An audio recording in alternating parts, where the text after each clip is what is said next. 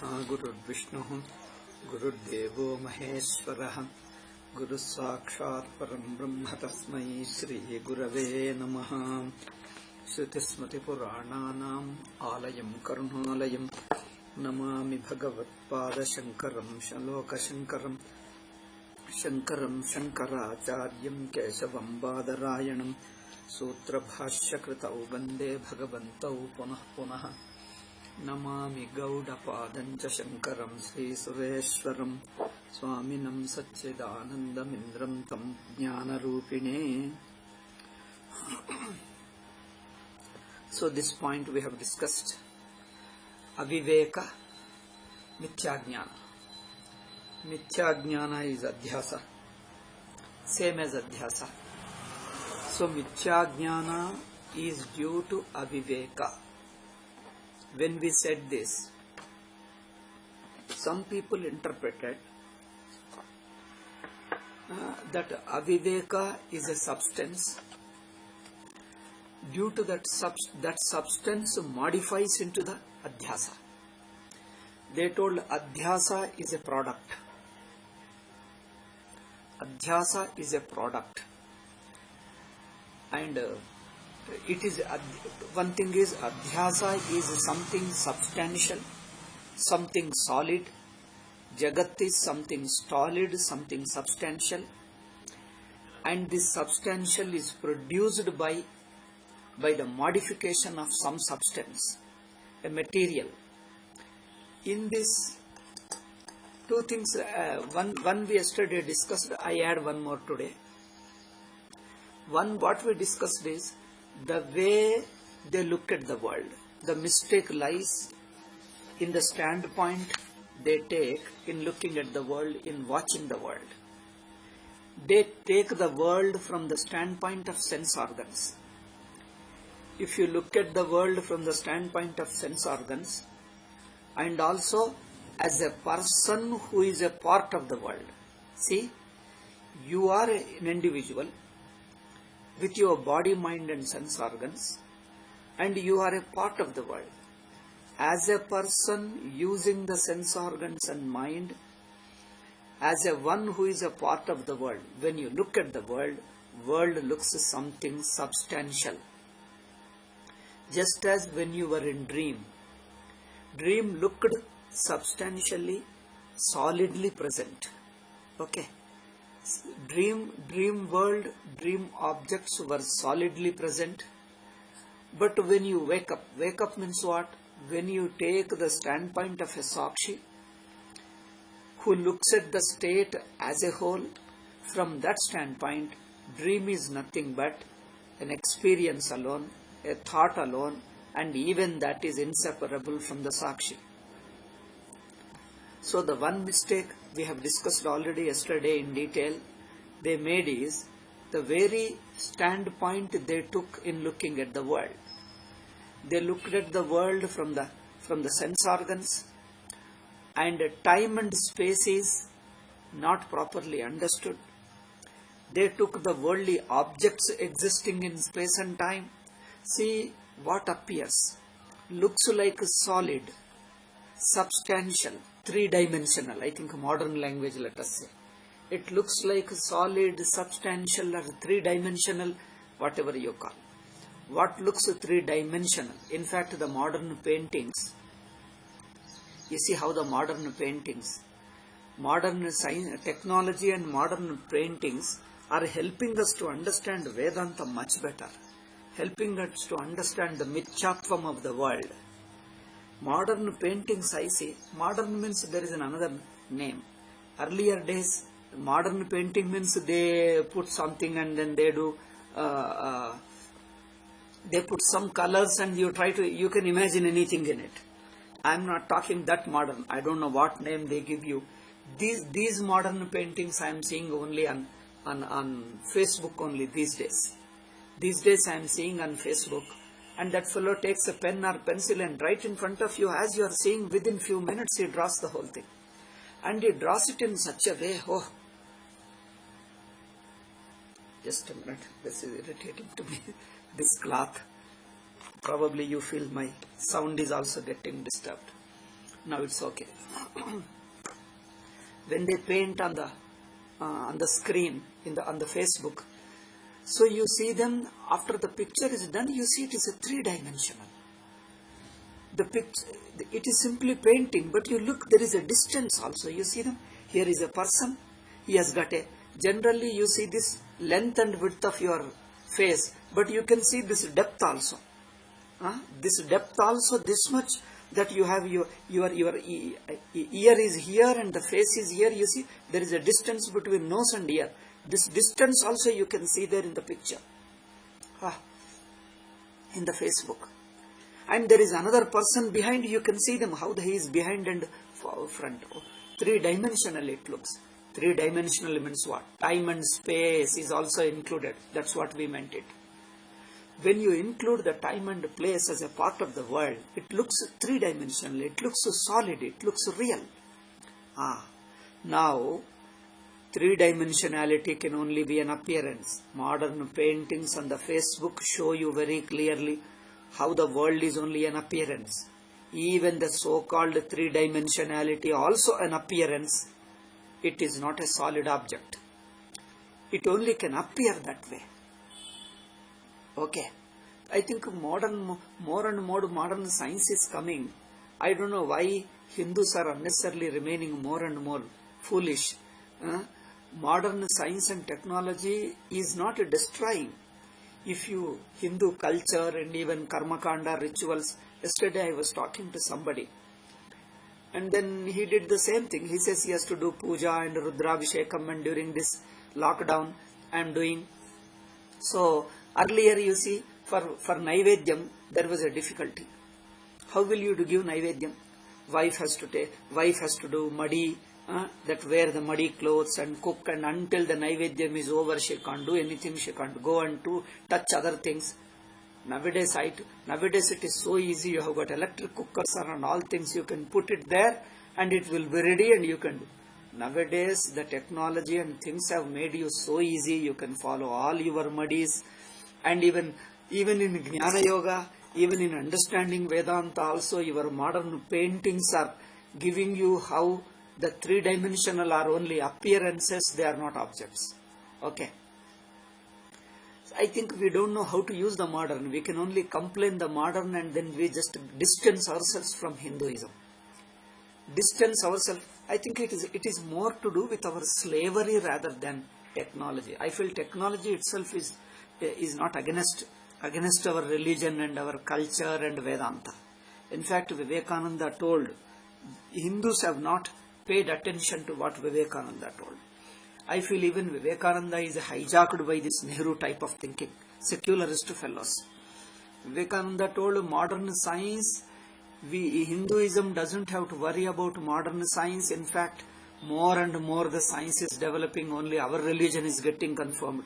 Our Hindu ideas are also alone are getting confirmed, and other religions are losing ground, losing the acceptability by the scientific mind.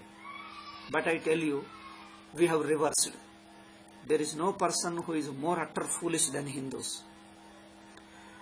But in spite of all science and all modern things, still Hinduism is losing, Hinduism is getting bad name, and then because we are capable of abusing everybody. Abusing means, I mean, misusing, let us say, not abusing.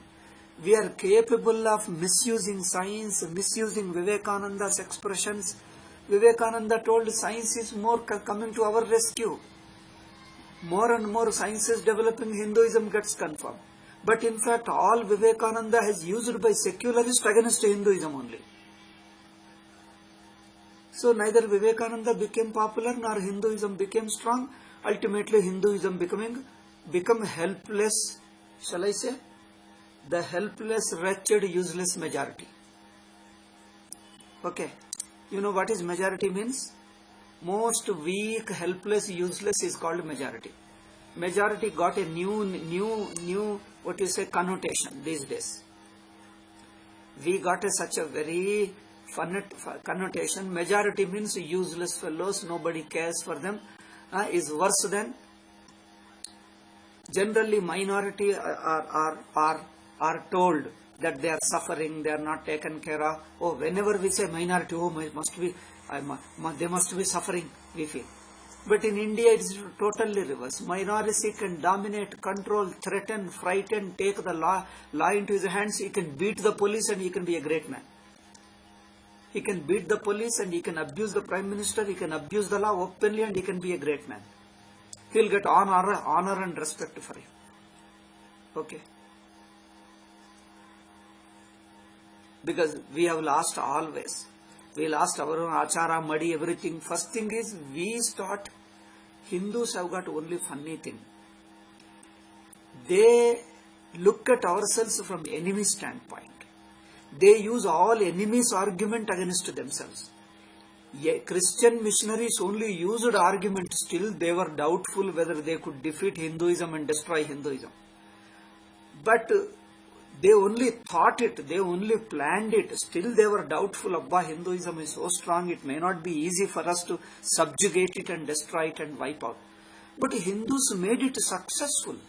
They belied the expectations, doubts of missionaries and communists. They belied the fears of communists and missionaries. Hindus have fulfilled them. What looked remotely possible, Hindus have made it more practical. Hindus are practical. Vivekananda told, practical Vedanta means practical destroyers of Hinduism. I feel the biggest destroyers of Hinduism is Hindus themselves. The biggest enemies, more than missionaries, more than mullahs, more than communists, are Hindus themselves. Because they only have to think a thought, that is enough, Hindus will go ahead and implement it. They think. Missionaries only have to think, that is enough. More than the half of the work we do it. Because our brains are such a useless brains. I am using a useless, I am very unhappy for using the word useless, because I am not finding a word for the Hindu mind. Hindu mind, there is no word, we have to create a new word. A totally new word, we have to create it. Hindus are so foolish. Foolish word is also not good enough, because they are worse than foolish. Foolish looks too humble, too simple word. I think Hindus are unique, you can say. Unique what sense? Uniquely, shall we call wicked? Shall we call foolish? I don't know what to call. No word applies. Because it's a very peculiar situation. Only Hindus are in. Very peculiar situation. No word, no language is enough. Avang manasati. Avang manasa gocharam. Hindugalagi bitter. They have become like that. So therefore, it is easy. Modern science, modern technology. First thing is, we don't know. Simple cell phone came. Recorder came. Hindus never bother to record their spiritual talks. Okay. Recently just started. Until recently tape recorders were there. Many things were. Swamiji's days, you see how many tape recorders we have. Sachidanandendra Swamiji's talks. We just don't have. There was tape recorder. But Hindus didn't do. Hindus are so lazy, so foolish. I think lazy, foolish are two simple words. I don't know what. If there are any better words, somebody creates more forceful words. The very use of the word should be as powerful as hitting him on his head. See, the words should be more powerful, that the very use of the words should slap him. Which Hindu? All Hindus. Ordinary Hindus, including sannyasis. Everybody need to be slapped. Particularly the gurus who go about teaching Vedanta, go teaching Bhakti and Maulali, Allah, Allah, Allah, Allah Gilla, and then those who say that Allah Gilla, they talk of them along with the Hindu gods. Most shameless fellows, these Hindus are. Hindus are very much prone to be bribed, very much prone to be sedition. I think there is a great quality of Hindus, that they are easy to take side of enemies and then go against themselves. This is a very dangerous quality. It's not nice to sit quietly and look at it, talk about it. It's really dangerous. Hindus are very much prone to commit sedition, go against themselves, I am not talking of the secularist and English fellows. Okay, they are already seditionists, they are all dushtas. Even the Vedantins, Pravachanakaras, Bhaktas talk of nonsense. Shall I tell you the name? You may feel very disgusted. They are all highly respectable people. Facebook, you must have seen that Murari Bapu and all his, that gang. Oh.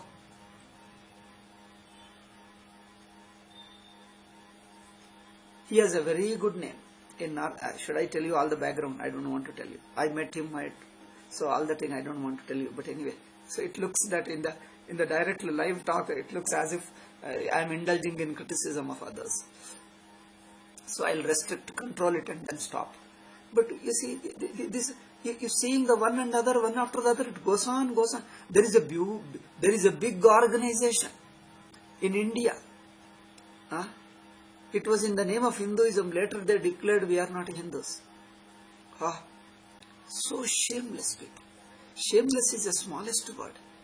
But they are all big sannyasis, Tyaga, Vairagya, Vedanta, ella they talk. But they can only be enemies alone. With all their Vedanta, they can only enemies to be a great culture like Hinduism. Can you imagine? A sannyasi who is a Vedantin, who talks English, educated man, and you be enemy to your own Hinduism. And they are all Viraktas, all highly educated people, good Viraktas, they are recruited as a gang to talk against Hinduism. Most shameless fellows. The whole organization in India. It is a big international organization of sannyasis.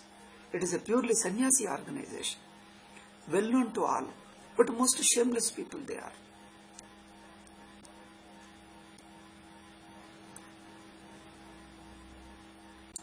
All this, what does it express? I am just touching the various aspects how Hindus are. Hinduism, modern science and technology would not have been a problem for Hinduism. Aurobindo told one good thing, one interesting thing. Many things he told. If you start quoting, I think you have to quote whole of his books. So many good points he stated. Problem is if Europeans start thinking on our behalf and we don't think them, we borrow the ready-made ideas about them. They read our books, translate them, comment on them, explain them, we follow them. That's all Hindus are doing it. Hindus stopped thinking. Our education system has made us to stop thinking. Only borrow the ideas, that's all. We are only second-hand people. That is the biggest problem of Hinduism. Hindus is only second-hand. We get easily influenced by others' ideas. Even if the idea is openly against Hinduism, we love it. If somebody criticizes openly and writes a book against Hinduism, we love and read it and popularize it. And we have got political parties, which is the most shameless parties. Almost all parties, maybe except one party, almost all parties are shameless parties, anti-Hindu, anti-Indian parties. Lot of sannyasis, Vedantins, gurus are anti-Hindus. And have you seen that? My God, we are in such a situation. Only God alone is saving us in spite of gurus, in spite of sannyasis, in spite of Vedantins, in spite of political parties. Hinduism is surviving. I think it is the biggest wonder. It is not the eighth wonder. It is the first and foremost wonder. That Hinduism is surviving in spite of Hindus themselves being the greatest enemies of it. Do you see? People want pavada. People want a miracle. Don't you see this is a miracle? People say, where is God? Why God is not doing avatara? Without avatara, He is saving us. In spite of our idiocy, Hinduism is alive in India. Can you imagine? I think it is a bigger avatara than Krishna avatara. It is not an avatara. God sitting in His own place is Hinduism is surviving in spite of all our idiotic Hindus, idiotic gurus. You must be very angry with for my calling these words. Don't repeat that word, only to convey the idea, not for the word to be repeated. Don't abuse our gurus. The word is not for repeating, but to understand the idea. Express the idea in a different way, but don't repeat my words. Because I have to convey some idea, then I am using a harsh expression, consciously I am using. Though I have all great respect for all these sadhus and any simple speaker who teaches some Vedanta, some Bhakti, some Stotra, some Bhagavad Katha, I love them. Even when I get chance, even now I listen to their stories. Simple Bhakti Katha, I listen. Any ordinary people, Grihasthas, Laukik, worldly people also, they tell, I listen. I love the stories, because the stories of Pauranic, stories of Bhakti, or Seva, Seva, Bhakti, Vairagyam, we have got plenty of stories, our gurus, our pravachanakaras tell them.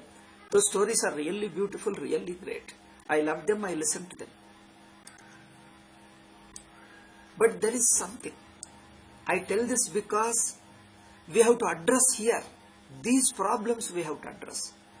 This sedition, it is an ingrained, not simply ingrained, it has become a nature with us. It has become a spirituality to be droha of Hinduism. Okay? To do droha to Hinduism has to become our dharma. It has become Atma droha has become a dharma for Hindus. Atma droha has become a philosophy for Hindus. It has become Advaita for Hindus. Abba, can you imagine? It is really a great wonder. Atma droha has become a philosophy, has become a moksha sadhana. This become a great prestigious vairagya if you do Atma droha.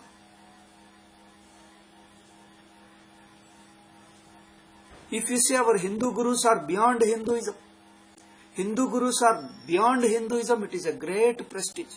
Hindus themselves start putting their gurus outside Hinduism. Can you imagine? A Hindu, born Hindu, lives as a Hindu.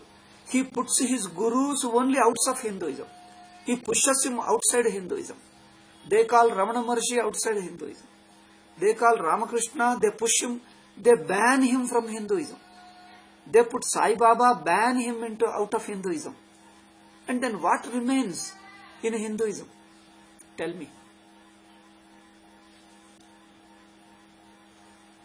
To whom Hinduism belongs? If our gurus, jnanis are outside Hinduism, I ask you, to whom does the Hinduism belong? Do you understand where do we stand? Oh my God. Each guru has got a so proudly, prestigiously, yoga is not Hindu. So shameless, because shameless, it is not a shamelessness, is a wicked, a bad quality. They are very greatly selfless people, very self-sacrificing people, very nice people, selfless people. They are dedicating all their life for the humanity. They are selfless people. I tell you, I assure you, they are really great people. Tyaga is there, Vairagya is there.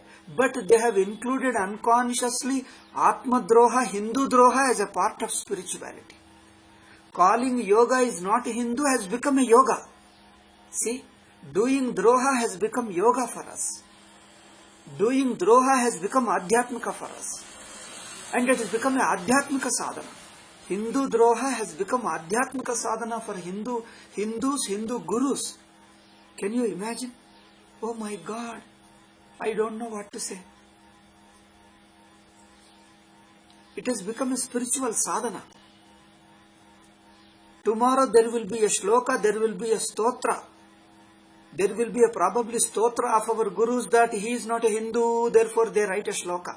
And they repeat every day, he is not a Hindu, he is outside Hindu. Tomorrow he may say he is born only to destroy Hinduism. Our all gurus are born only to destroy Hinduism, reject Hinduism. Huh? This has become a matter of glory.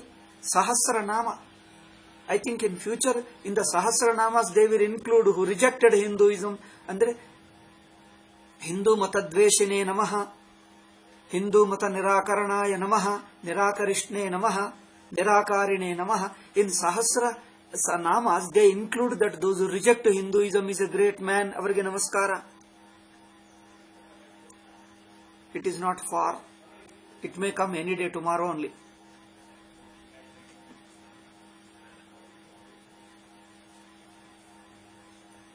This is a very back. Modern science and technology, these things should help us, confirm us, reinforce Hindu ideas. Just now I told you, If you want to go elsewhere, even while traveling, you can follow all acharas. Shastrokta acharas, your puja madi, you can follow easily. If you do your Sandhya Vandana, if you do your Japa Parayana, supposing you have to do Parayana, there is no time, you have to travel. Go and do your Parayana in the railway station platform. Or after boarding the train, you can do Parayana in your train. You can do Japa. If you are traveling in train and close your eyes and do Japa, nobody will object to you. Nobody will object. Government has not banned. Government will not charge you extra if you do Parayana and Japa and sitting in your train. Okay? Even in bus also. If you can do your Parayana Japa, no government banned, and the government will not fine you, will not charge you extra. Even in airport, if you do your Sandhya Vandanam Japa, nobody will do. But Hindus are such a shameless people. Atma Droha has become a part of us. Not simply social custom, not simply a fashion. Atma Droha has become our sadhana, our adhyatmikata. If somebody writes another Upanishads, another Vedanta, I tell you, Atma Droha he will include in our Vedanta. But in fact, we have got much facility these days. Train is good, bus is good, airport is good. We have got plenty of facilities. You can practice. What happened to us? One side we study Vedanta, more and more people are studying Vedanta. Everybody's hand there is Shankara Bhasha, everybody wants to study Shankara Bhasha. And studying also. But at the same time, most of all those people are Drohis of Hinduism. You show me, is an exception, a person whoever talks of Hindu gods, by the side of it immediately quote a Bible quotation. Immediately put a Prophet Muhammad or Jesus along with Krishna. You talk of Krishna and immediately put a Jesus. You show me one Vedantic where he puts immediately Jesus along with Krishna. The love of Jesus, they talk of it. Such a shameless Vedantins, sannyasis I am talking, gurus, Dadda Matakki Pitakki gurus. Have you ever seen him? Oh my God, it is unimaginable, unbelievable. It is the biggest miracle. In fact, it is the biggest adhyasa. In Shankaracharya, in Adhyasa Bhasha, he told Purvapaksha how Adhyasa is impossible, improbable. But Shankara replied, not by proving how Adhyasa is probable. He only told Adhyasa is found in our life. Improbable, leave it. Probable, improbable, leave it. Similarly, how Hindus can be Drohis? Hindu Vedantins, gurus can themselves talk of Hindu Drohis, include them as gurus. They include Hindu destroying fellows as a part of, like Jesus, they include, the Jesus is a fellow in the Bible. Pravadi Muhammad is a one. They openly declared our goal is to destroy all religions except ours. Our goal is to destroy, subjugate all other religions. Openly they wrote in the books. And you bring them and put by the side of Krishna and tell them Hindu sannyasi, Vedanti, internationally, traditionally studied Veda Guru, his father was a most traditional man. He comes and puts them the Jesus by the side of Krishna and talks to them, he is a Brahmagyani. Oh my God. No, what can you say? I don't want to take the names. If you know, you might know. If you don't know, doesn't matter. Because we find plenty of them all around us. So they, with a clean conscience, they don't feel guilty. They are not afraid, oh, others might be watching. Hindu Drohis, I am including with our Krishna, with our Rama, with our Vedantins. I am doing a prachara of Jesus as a Vedantin, as a Brahmagyani. I am doing a prachara that Pravadi Muhammad, etc. are the great people. Somebody told, if I come across Pravadi Muhammad, I will do Sashtanga Namaskara, one sannyasi told me. Personally, when I met him. If I meet him on the way, if I meet him, I will do Sashtanga Namaskara. The people who are bent upon, who have declared, who have written, told that our only goal is to wipe out Hinduism. And you want to do Sashtanga Namaskara to such people. They are not ordinary people. They are great Shankaracharya's disciples. They are Vedantins. Sanskrit scholars, very good discipline, their tapas, their tyaga, their vairagya is of high type, but they include this as a part of their teaching. Amazing, amazing. If you want a miracle, I think you don't find any miracle better than this. You don't find a universal miracle. A miracle which we don't know, but it is happening through us. It is happening through us. Parties are Hindu drohis, outright drohis, shamelessly drohis. Parties are drohis, intellectuals are drohis, journalists are drohis, sannyasins are drohis, gurus are drohis. Everybody is a Hindu drohi. It carries a great prestige to talk against Hinduism. You can feel proud that yoga is not Hindu. And you become a great yogi, great rishi by calling it. Can you imagine a greater miracle than this? My God. I think you can study Vedanta tomorrow also. I mean later also. You can study yoga. You can practice yoga. You can study Vedanta. You can become scholar. You can do puja, madi, japa, everything. First address this. Unless you clear this thing, all your pujas will go waste. All your Vedanta will become Asura Vedanta. All your puja becomes Asura Puja. If you don't remove this Hindu droha, which you have taken as a part of your personality, part of your sadhana, you remove this, even if you do simple Hindu sadhana, it will be successful. It will be fruitful. It will give you a lot of punya. If there is a biggest Brahmahatya Pataka, we say there is a Pancha Mahapatakas. I said there is a sixth Mahapataka, which is a combined Mahapataka, which is as big Mahapataka as the 5 Patakas combined. That is the Hindu Droha. Hindu Droha is the biggest Pataka. Dharma Droha is the biggest Pataka, which all of us are committing. All Hindus, gurus including sannyasis are committing, Peethadipatis are committing. Praising the Hindu enemies openly, outright. I tell you, everybody has to pay for this papa. Now first give up this papa. All your sadhanas will be fruitful. All your upasana, Vedanta will be more successful. First you give up this papa, this tendency in the mind, in your speech, in your writing, in your action. You are doing the biggest droha. All your puja will be minused, cancelled by this one droha. This one droha can cancel all your Vedanta. This one droha cancels all your puja, all your bhakti. All this will become minus. If you put a takkada means that in Tasu Telugu we call them. Takkada also we call in Telugu, in Telangana Telugu. In balance, that balance you weigh them, weighing machine balance.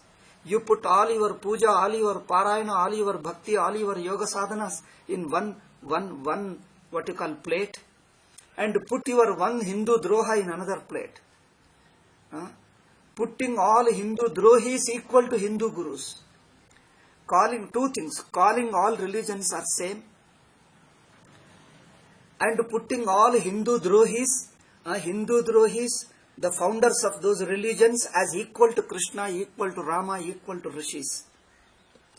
I tell you, these three.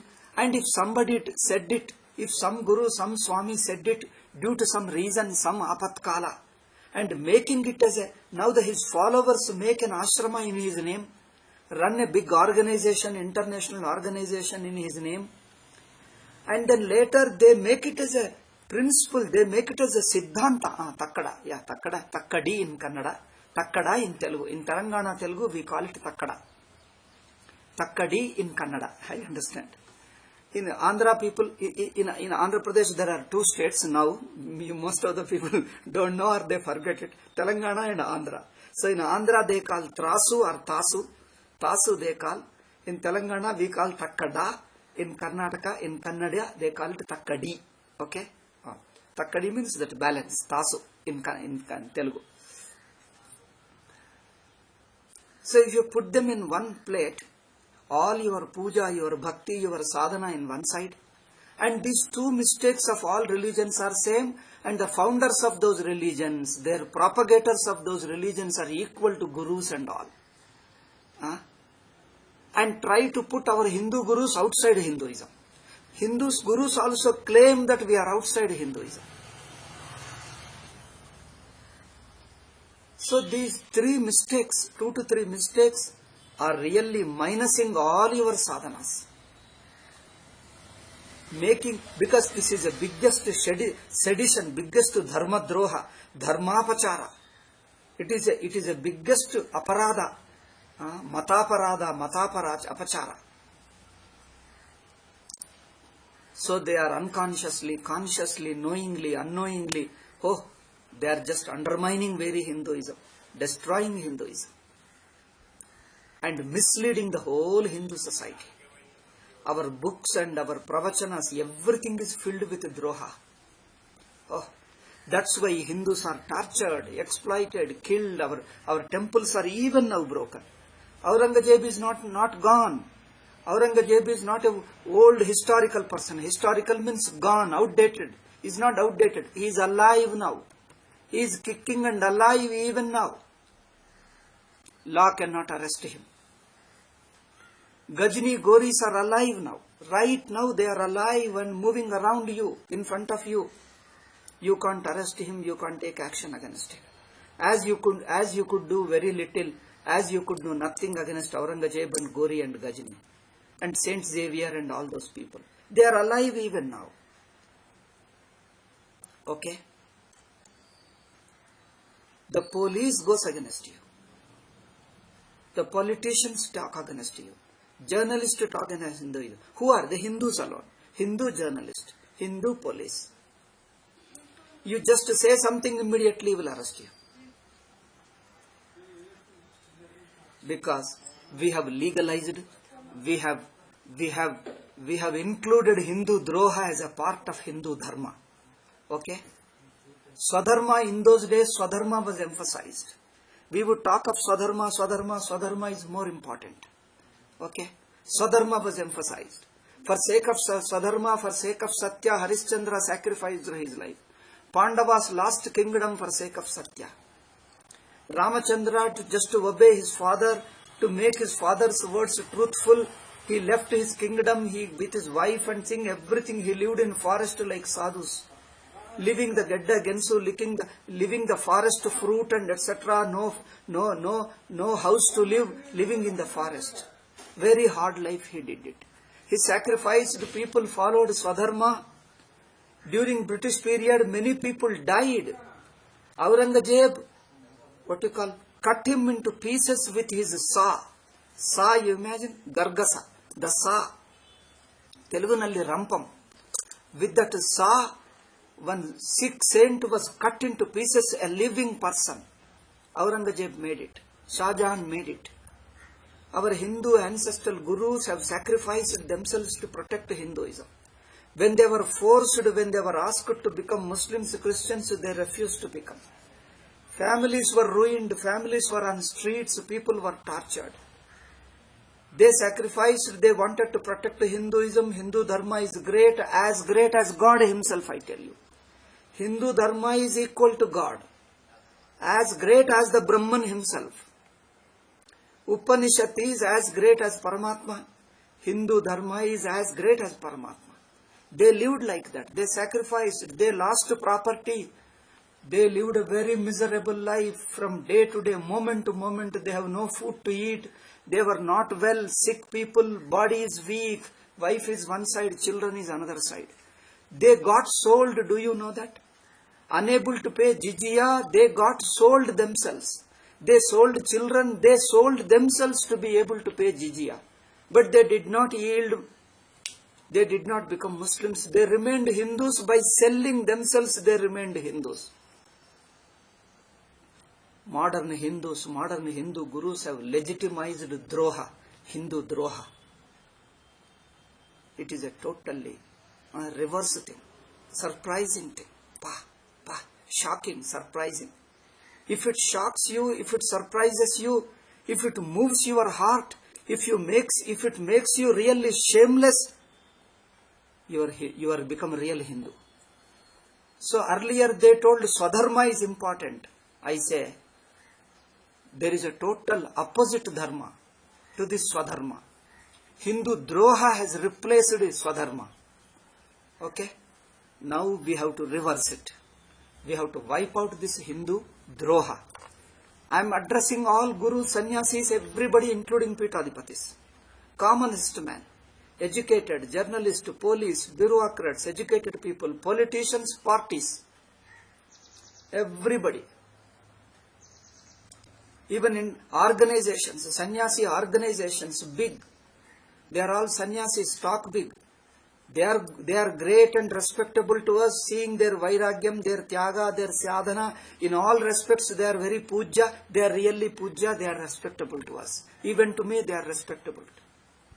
We worship them for their tyaga, vairagya, their tapas, everything. Their bhakti, their jnanam, vairagyam, all that respectable. But along with it, they have equally made Hindu Droha, Hindu Dharma is equal to their Adhyatmika sadhana. Oh, this is really shocking. If you don't think, if they don't introspect, seriously, I tell you, with your own hands you will be destroying your Hinduism. You are doing, already it started. You are destroying Hinduism if you don't introspect. However great you are, however Swami, Yogi, Rishi, you are Peethadipati, you have to introspect. You can't say, oh, I don't have to do, I do my sadhana, that is enough. No. Because unconsciously it has entered you. You can't plead ignorance, I don't know, I am only sadhu, I am sadhaka. No. No, we don't agree. All your innocence, ignorance is no forgiveness. Your innocence, ignorance is no forgiveness. I repeat, you can't plead your innocence and ignorance. Your innocence and ignorance is only a double droha to your own antaratma. It is a double droha to your own antaratma. Shakuntala in Mahabharata accused Dushyanta with this shloka. Kim tena nakrutam papam chorena atmapaharina. Anyatha santamatmanam anyatha pratipadyate. You know what your atma is. And you are totally going against your own atma. You are doing a droha to your atma. Shakuntala accuses Dushyanta in Mahabharata says, you are a chora, you are a thief, you are a robber. She accused her husband, Chakravarti of a whole kingdom, whole world. Sakala Bhumandala Chakravarti, right in the Sabha in front of all Brahmana, scholars, Pandita, Vidwans, Mantris. She is alone, living in a forest. One lady with a small boy, she has no army, she has nobody with her. Alone. A young girl with a 5-year-old boy with her, in the Sabha, she accuses Dushyanta. Okay? I feel my situation is like in Shakuntala alone. They all will be angry. I am accusing everybody right in the Sabha. Right in the midst of Sabha I am accusing. Okay? In front of all mantri, in front of even gods and rishis, she accused. You are a robber. Oh my God, you are accusing a king of the Chakravarti, emperor of the country, emperor of the Bhumandala, accusing as a robber. Yes, but it is a different kind of robbery. Anyatha santamatmanam anyatha pratipadyase. You know what is your heart is, you are going against your heart. Going against you. Kim tena nakrutam papam chorena atmapaharina. You are robbing yourself, you are kidnapping, abducting your own atma. Hindus are abducting their own atma. Ravana has abducted Sita. We are abducting our own antaratma. We are abducting our own dharma. I tell you, it is the biggest papa Hindus are committing. We are abducting our own atma. So that Shakuntala's accusation sticks to us, all Hindu society. It sticks to us from Kashmir to Kanyakumari. It sticks to everybody except a few exceptions. They are so small in number, handful of people, few exceptions. Most of the people, it sticks to us. That Shakuntala's accusation sticks to us. The same shloka used in a Vedantic context in the same Mahabharata by Sanat Sujatiya. There is a Vedantic Upadesha by Sanat Sujata, Sanat Kumara. He is with Sanat Kumara. He is one of the four along with Sanat Kumara. That Sanat Sujata, he comes and teaches Dhritarashtra Vedanta. That in Sanat Sujatiya, the same shloka is repeated in the context of Vedanta. Anyatha santamatmanam anyatha pratipadyase kim tena nakrutam papam chorena atmapaharina. This shloka really applies. This is Shakuntala is accusing us. Sanat Kumara is accusing the whole Hindu society with this shloka. Now here is a time. Now the time has come to introspect. All Hindus have to introspect. If you want to avoid your papa, biggest papa, in spite of your Vedanta, your Jnana, your Tapas, your Yoga, all that Punya is great. All that Tapas is great. You deserve our respect, our prostration from us for all this greatness. But this Droha is such an unforgivable Droha. Your own Antaratma will not forgive you, but you have snubbed your Antaratma, covered up your Antaratma. What is the need? The most urgent need is you introspect. You introspect. This is the biggest Droha we are committing. Okay. Modern science and technology, West and global, all this thing, people are going abroad. This is not the cause. This going abroad, we can go and mix with other cultures, other society, we can compare and learn. Our Hindu culture is great. By learning English, we can read foreigners' books and know and learn. We can see how it is. We can compare and see the Hinduism how great it is. By reading the others' books. You read the books, read their history, their cultures, their religion, nowhere. They come nowhere near us. Our English should be useful, but English has spoiled us. Instead of reinforcing our strength and our confidence in Hinduism, is loosening our confidence in Hinduism. Our English should have strengthened Hinduism, but weakened us. Going abroad should have strengthened us, but our international connection is weakening us further. More and more Vedanta, everybody studying it should have made Hinduism strong. More Hindus study Vedanta, more they start seeing villains are equal to Hindus. Hindus have lost Viveka. More Vedanta gives you essentially Viveka. But more we study Vedanta, more we are losing Viveka. What is that Aviveka? We are unable to see the difference between Hinduism and other religions. We are unable to see who is the enemy of Hinduism, who is the friend of Hinduism. We have mixed up, we have started praising enemy as our friend. Enemy is our benefactor. An enemy who openly declared and told that we want to destroy Hinduism, still we sleep them, oh no, he is not that. We want those enemies who declared openly, he declared war and implementing the war to destroy Hinduism. And such people, we are praising them as great people, nice people and all. We have lost. We have lost Viveka. We need introspection. We need to remember this Shakuntala shloka, openly, publicly, in the Sabha, big Rajya Sabha, where the emperor is sitting on throne, Simhasana. The Chakravarti is sitting on Simhasana. The mantris, brahmanas, purohitas, vidwans, everybody is silent. And she is a lone lady, young lady, comes walking from forest, comes alone walking from forest, enters the Sabha, accuses Dushyanta. See, and we are in that situation. Accusable situation we are. And she has no support of any military or anything. They are all, king thinks he can be arrested and killed right there. And she was not afraid. She openly, boldly talked. अन्यथा संतमात्मानम अन्यथा प्रतिपद्यसे किम तेन न कृतं पापम चोरेण आत्मापहारेण. This is the chaurya Hindus have been doing it. So instead of swadharma, we are doing atmadroha into, we have turned atmadroha into our dharma. It is so assimilated. It has gone deeply into our nerves, into our blood, that consciously, unconsciously, we have been doing the same adharma, same droha. I feel Hindus have to learn. Okay. Today I don't know, I didn't think of it, but it just came. I think everybody should pay attention to it. Everybody should listen to it. And this is the biggest droha we are doing it. Okay. I think we'll stop with this today. Tomorrow we'll continue. There are a few more minutes I could have done, but anyway, I'll do it tomorrow.